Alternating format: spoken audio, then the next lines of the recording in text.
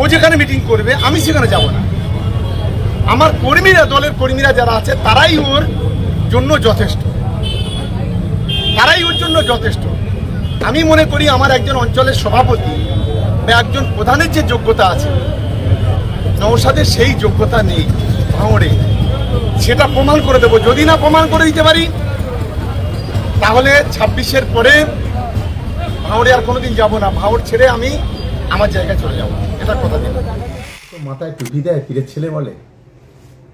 একটা লোক যদি ক্যানিং পূর্ব বিধানসভা থেকে একটা লোক যদি দেখাতে পারে, আমি কথা দিচ্ছি রাজনীতি আর করবো না।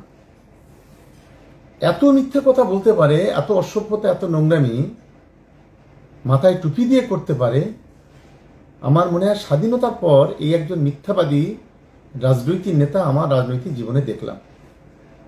অসভ্যতার একটা চরম পর্যায়ে পৌঁছে গেছে।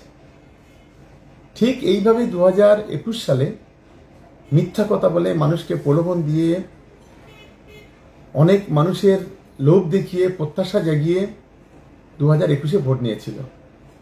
আবার যত ভোট এগিয়ে আসছে ততই মিথ্যা কথার প্রতিশ্রুতি, মিথ্যা কথার বন্যা বইয়ে দেওয়ার চেষ্টা করছে। আমরা তীব্র নিন্দা জানাচ্ছি। আসলে এখন একটা হতাশাগ্রস্ত নেতা এ পাগলের মতো অনেক কথা বলবে, একে আমরা গুরুত্ব দিতে নারাজ। একে আর নওশাদ সিদ্দিকী বলছি না, একে আমরা নাম দিয়েছি গোটা ভাঙড় বিধানসভা তৃণমূল কংগ্রেস বলবে বোমা সিদ্দিক। স্যার, তিনি আরও অভিযোগ করছেন যে গতকাল যে বোমাবাজি হয়েছিল, শওকত মোল্লার অনুগামীরা নাকি বোমাবাজি করেছে। কি জন্য? তৃণমূল কংগ্রেস বিনা প্রতিদ্বন্দ্বিতায় সেখানে জয়লাভ করছে। বোমাবাজি করার তৃণমূল কংগ্রেসের কি খুব দরকার ছিল? সেখানে তো 300-400 পুলিশ ছিল এই ইলেকশনের জন্য।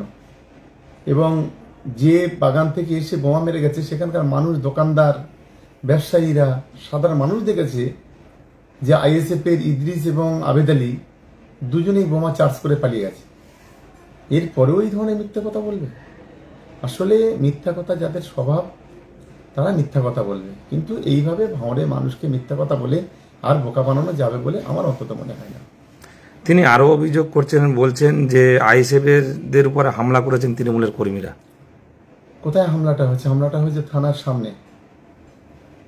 তা যারা নমিনেশন করতে যাবে তারা তো স্কুলে যাবে বা মাদ্রাসায়, যেখানে নমিনেশন হচ্ছে সেখানে যাবে, থানায় কেন?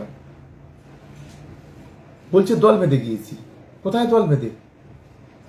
সেখানে তো 3-4 লোক ছিল, তাদের সঙ্গে কি একটা কোনো সাধারণ মানুষের কি বচসা হয়েছে, সেখানে সেই বচসায় এটা তৃণমূল কংগ্রেসের নাম জড়িয়েছে। আসলে এটা ওদের কালচার, এটা প্রতিদিন এই ধরনের কথা মানুষের বিরুদ্ধে বলবে। এই স্বভাবটা ওদের পরিবর্তন হবে না, যতদিন ওরা রাজনীতি করবে এটা এই ধরনের বলে যাবে। কিন্তু বর্তমানে দেখছি যে জয় বাংলা স্লোগানে তীব্রভাবে বিরক্ত বোধ করছেন নওশাদ সিদ্দিকী ও শুভেন্দু অধিকারী। দেখুন, প্রথম জয় বাংলার বিরুদ্ধে প্রতিবাদ করেছিল শুভেন্দু অধিকারী। জয় বাংলা স্লোগান ওরা সহ্য করতে পারে না, এবং গাড়ি থেকে নেমে একটা ছেলেকে বেধড়কভাবে মারধর করেছিল তার সিকিউরিটি গার্ড।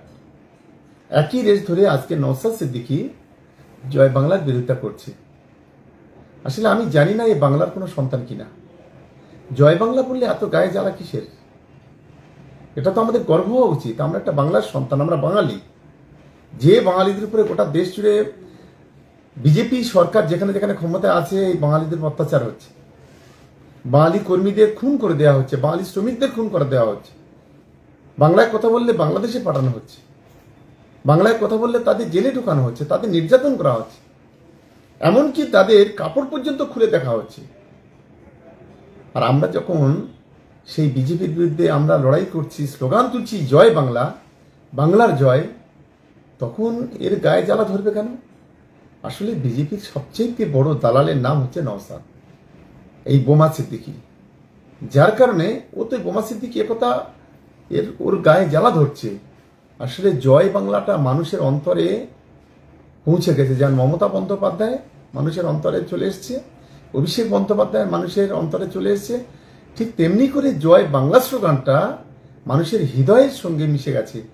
যার কারণে আজকের এদের যন্ত্রণা যে আগামী দিনে জয় বাংলা এবং জয় মমতা হবে, জয় অভিষেক হবে, এটাই হচ্ছে এদের জ্বালা, যার কারণে এরা বিরোধিতা করছে।